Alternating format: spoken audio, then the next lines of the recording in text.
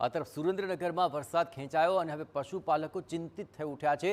ખાસ કરીને ખોળ અને કપાસના જે ભાવ છે તેમાં ₹300 સુધીનો વધારો થઈ ગયો છે। ખોળનો ભાવ ₹1800થી વધીને સીધો જ ₹2100 સુધી પહોંચી ગયો, સીધો 300નો વધારો। પશુચારો મોંઘો બન્યો અને હવે પશુપાલકોની અંદર આ નારાજગી પણ સામે આવી છે કે વેપારીઓએ ભાવ વધારા પાછળ વરસાદને કારણ ગણાવી દીધું। ખોળના ભાવ વધી ગયા અને વધેલા ભાવથી પશુપાલકો પર આર્થિક ભારણ વધી ગયું છે।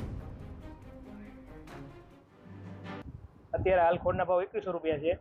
આજથી 2 મહિના પહેલા ₹1800 હતા, તે અત્યારે ₹300નો વધારો થઈ ગયો છે અને માલધારી અત્યારે પોસાય તેવું નથી। માલધારી પણ અત્યારે દેકારો બૂમ કરે છે અને ઉપરથી વધારો એટલે આપણે કહી ન શકીએ અને વરસાદને થોડીક ચેતતાની હિસાબે થોડો એમાં વધારો થઈ ગયો છે।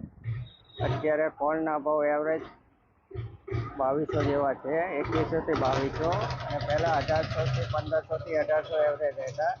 વરસાદ ખેંચાણના લીધે ખોળનો ભાવ બહુ વધારે ઉઠાઈ ગયો છે। માલધારીને અત્યારે કોઈ વસ્તુ પોસાય એમ નથી।